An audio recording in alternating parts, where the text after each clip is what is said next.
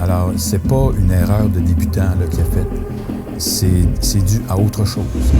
En ce qui me concerne, le capitaine Kendall serait complètement coupable de négligence criminelle à propos de l'accident. Je crois qu'il est le responsable de l'accident.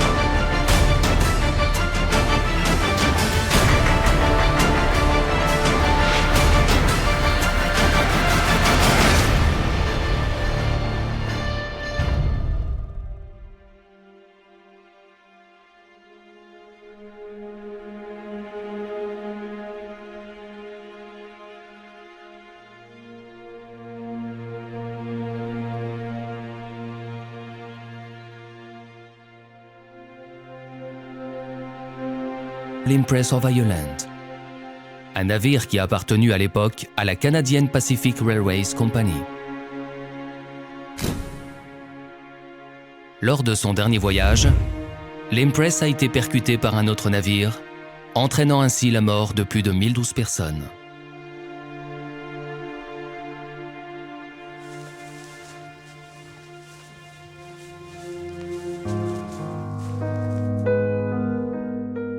« 16h30 au port de Québec, le 28 mai 1914. Il y a 1477 passagers qui s'embarquent à bord du navire. Les familles sont là pour saluer leurs proches pour ce long voyage en direction de Liverpool, en Angleterre. Le navire sera commandé par le capitaine Henry George Kendall. Bien qu'il possède déjà 25 années de service sur les mers du monde, sur ce navire, il est novice. L'Impress of Ireland est un luxueux paquebot avec une grande salle à manger. Dans un décor spacieux de riches boiseries et de foyers, la première classe offre une salle de musique et d'écriture, un café, une bibliothèque et un fumoir. Parmi les 87 passagers en première classe, on retrouve M. Laurence Irving, acteur très connu à l'époque qui revenait d'une tournée canadienne avec sa troupe de théâtre. Il était en compagnie de sa femme, Lucy Mabey Lackney, également une actrice de talent. Il y avait aussi Sir Henry Seton Karr, un très riche Anglais qui revient d'un voyage de chasse au Canada. 250 membres de l'armée du salut, dont un orchestre de 39 musiciens, qui partaient pour un important congrès à Londres.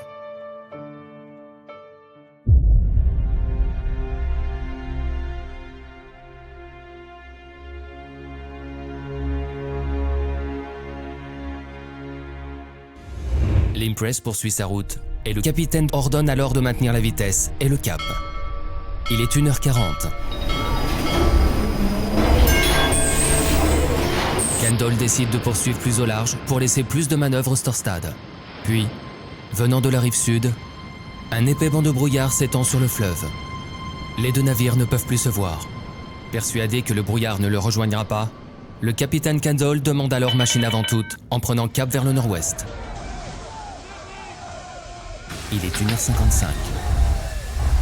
C'est alors qu'il a eu l'impact.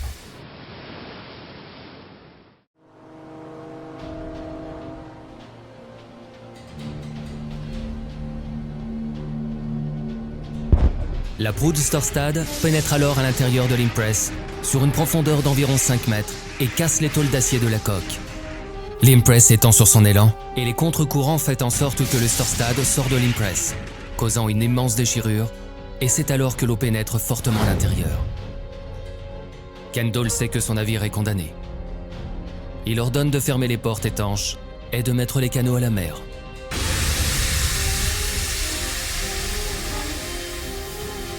Le capitaine Kendall ordonne à l'autre navire de ne pas faire marche arrière afin d'empêcher l'eau de pénétrer à l'intérieur. L'eau commence à rentrer très rapidement. Les couloirs sont inondés. Des passagers se dirigent vers les ponts des embarcations et se bousculent dans les escaliers. Le bateau chavire et au bout de 14 minutes, il coule à pic par environ 42 mètres de profondeur.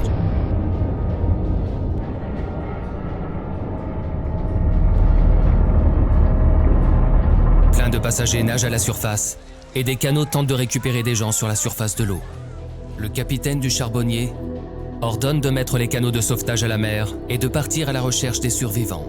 Ces opérations de recherche se poursuivent jusqu'à ce que l'Eureka et le Lady Evelyn arrivent sur les lieux, 75 minutes après l'appel de détresse.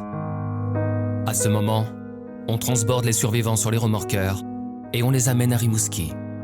Les corps que l'on ramène du lieu du naufrage sont déposés dans les hangars du quai. La Canadian Pacific, propriétaire de l'infortuné paquebot, tente dès le mois de juin de renflouer pour récupérer sa cargaison de valeur, les sacs de la poste et les corps pour les redonner aux familles. Or, la position de l'épave au fond de l'eau oblige l'équipe à abandonner cette idée.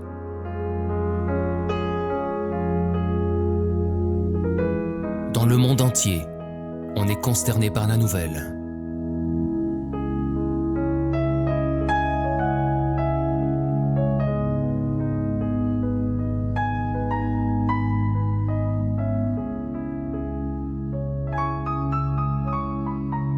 Quant au Storstad, il poursuivra sa route jusqu'à Montréal, sa proue enfoncée. Suite au naufrage, une commission d'enquête est rapidement instituée et commence ses travaux à Québec le 16 juin 1914. Présidée par Lord Mersey, elle a pour mandat d'identifier à quel navire incombe la responsabilité de ce drame et surtout de déterminer les raisons d'un naufrage si rapide. Après quelques semaines de témoignages et 8000 questions posées par les avocats des deux parties, la commission en vint à la conclusion que les deux navires avaient commis une faute de navigation. On porte alors le blâme sur le second capitaine Alfred Toftenes. C'est lui qui était en charge du Storstad, alors que son capitaine Thomas Anderson dormait dans sa cabine.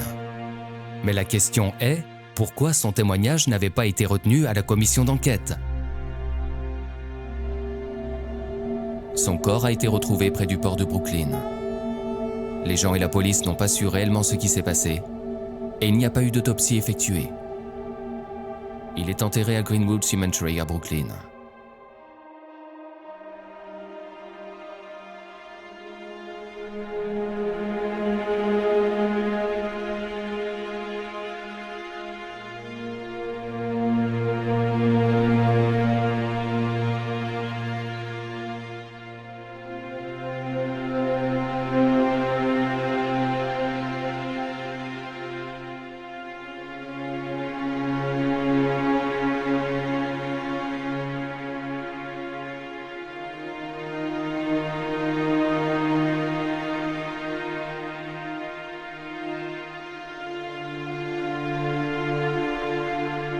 Pour Harald Brevene, un des auteurs historiens qui prépare un livre sur la tragédie, le récit entourant le Storstad a toujours été dans l'ombre, au second plan. Dans un échange de courriel et d'une conversation téléphonique, voici ce qu'il nous a déclaré. Concernant le témoignage d'Alfred Toftenes lors de la commission Mersey, Lord Mersey, qui était le juge de la cour, était à moitié sourd et il désapprouvait systématiquement les propos d'Alfred Toftenes lors de sa défense. Les personnes ne le croyaient pas non plus et n'avaient pas du tout confiance en lui. Les gens de Québec voulaient le tuer. Ils ont dit qu'il était un sauvage, comme pour les autres membres d'équipage.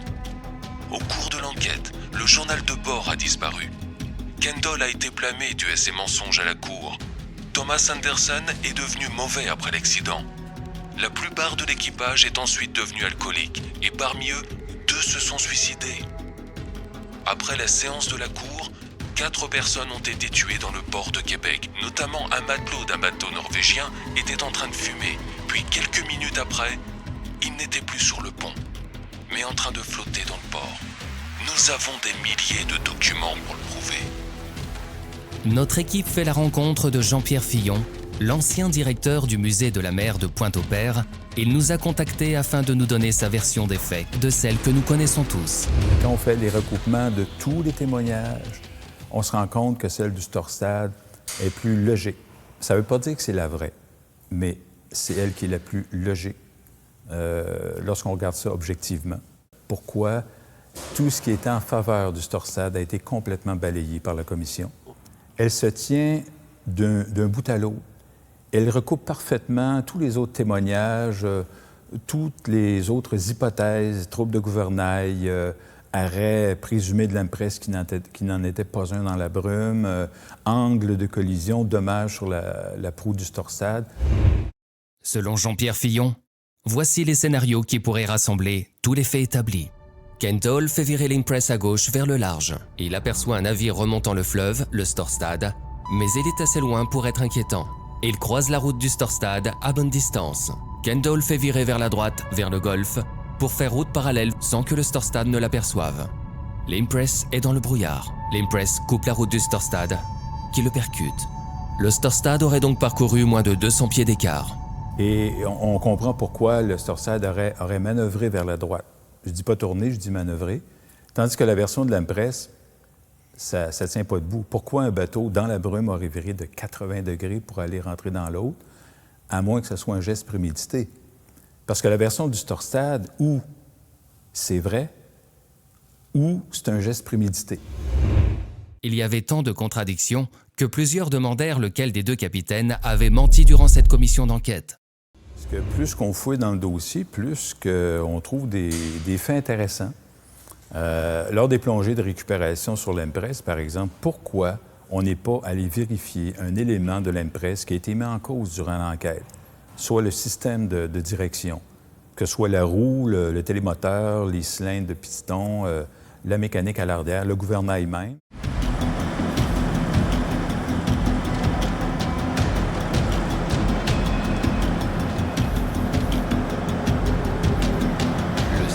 Stéphane Parent a réuni une équipe avec lui afin d'en savoir un peu plus sur les circonstances du naufrage.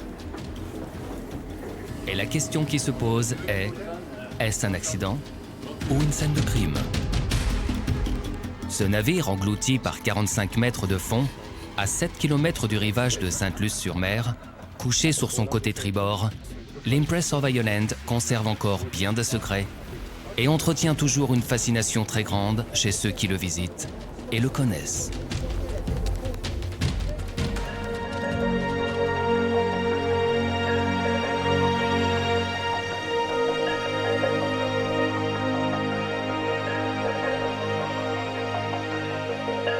Des plongeurs ont retrouvé le transmetteur d'ordre qui était en position full, ce qui signifie que le navire était en marche.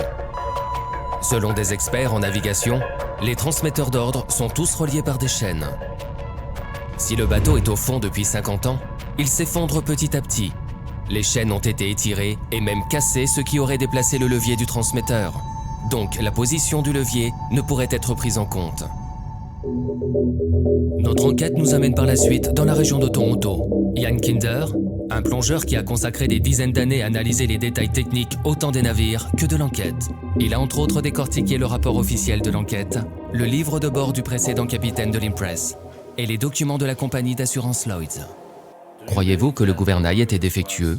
Je crois que le gouvernail était déjà défectueux en 1906. Le premier capitaine de l'Impress of Ireland était Frank Carey, et après quelques voyages, il savait que le navire était difficile à manœuvrer. Quoi qu'il en soit, ils ont finalement transformé le navire en 1907 en mettant un plus grand gouvernail. Après cela, il n'y avait pas de problème. Ils ont fait également la même chose avec l'Impress of Britain. Est-ce vrai que le gouvernail était défectueux? Selon des documents officiels, il semble que oui. Alors si c'était le cas, pourquoi avoir laissé un navire de passagers naviguer sur les océans du monde avec un tel gouvernail?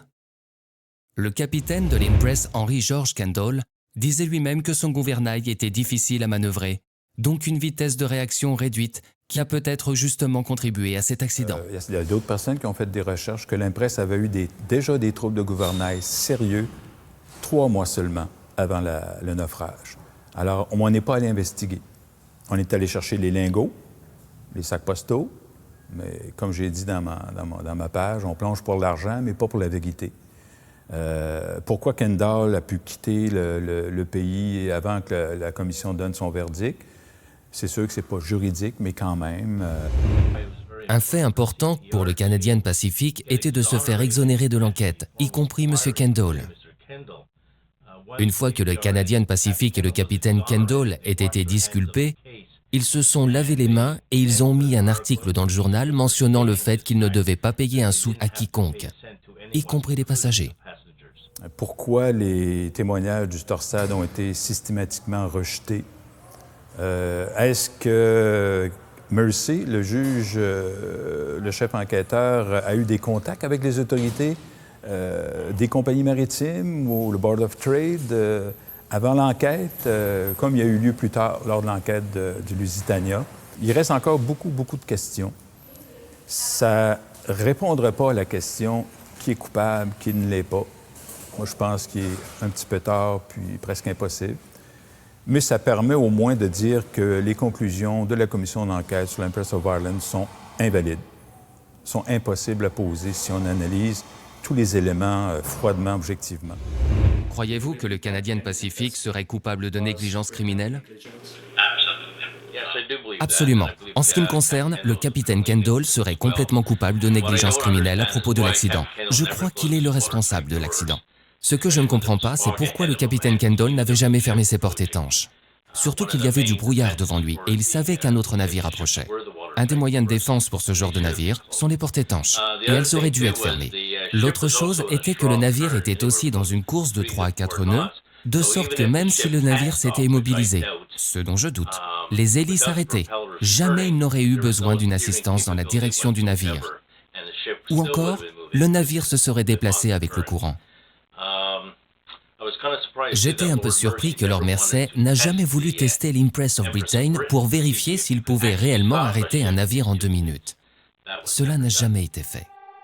Voici un article du New York Times paru le 19 juin 1914 et qui avait pour titre « L'Empress est blâmée par le timonier ».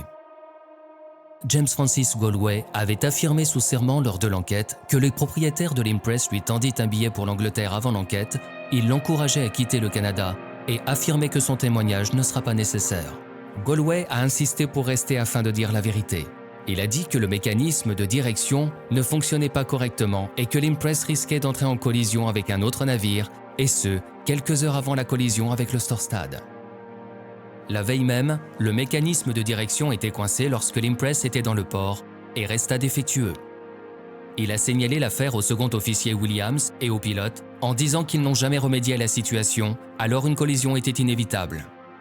Selon l'article, Lord Mersey, le président de la commission d'enquête semblait biaisé et en faveur des propriétaires de l'Empress. Si on ne retient que les faits prouvés et documentés, tout ce qui demeure, c'est que Kendall a tourné beaucoup trop tôt, très tôt après avoir coupé la route du Storstad. Et si on regarde ce qui s'en est suivi, il a tourné beaucoup trop tôt. C'est un fait. Alors qu'il y avait 42 km, 20 000 marins à sa portée, au large, pas de brume, pas de bateau. Deuxièmement, ce qui est également documenté, et si on prend sa version, il a maintenu sa course. Malgré le fait qu'il avait viré très tôt, malgré le fait que la brume s'en venait, malgré le fait que le Storsad est entré dans la brume, malgré le fait qu'il se dirigeait exactement vers une zone à risque, il n'a fait aucune manœuvre. Alors que le Code maritime le dit, en cas de risque, on doit faire une manœuvre immédiate, prise en bon temps et évidente. Il n'a rien fait. Il a continué. Pour quelle raison? Ça, j'aimerais le savoir. C'est-tu l'orgueil? C'est-tu qu'il voulait montrer son bateau aux gens de Métis Beach? On ne sait pas. Mais ça, c'est des faits. Il est demeuré en ligne droite vers... alors, ce sont les faits qui demeurent. Le reste, c'est des hypothèses, des spéculations. Alors, si on s'en tient aux seuls faits, il reste un coupable. Plusieurs de ces aspects demeurent obscurs et nébuleux. Certains sont à ce point troublants qu'ils ne peuvent faire autrement que remettre en question la partialité même de la commission d'enquête. Les Norvégiens n'ont pas pu se tromper sur la position et l'orientation d'un navire. C'est des marins expérimentés quand même. Ils n'ont pas pu se tromper, comme la commission a essayé de leur mettre sur le dos. Là. C'est où ils ont raison, ou c'est un geste prémédité que je ne crois pas. Là. Le SS Torstad a été torpillé par un U-boot allemand en 1917 pendant la Première Guerre mondiale.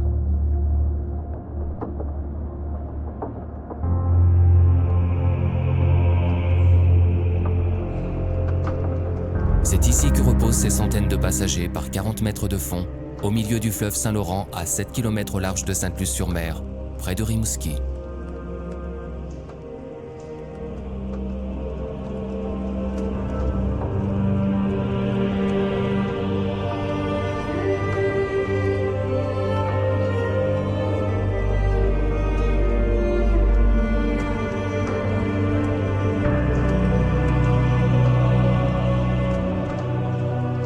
Il va sans dire que la commission d'enquête a sûrement cherché à protéger certaines personnes et qu'au final, les familles et leurs descendants ne connaîtront peut-être jamais la vérité.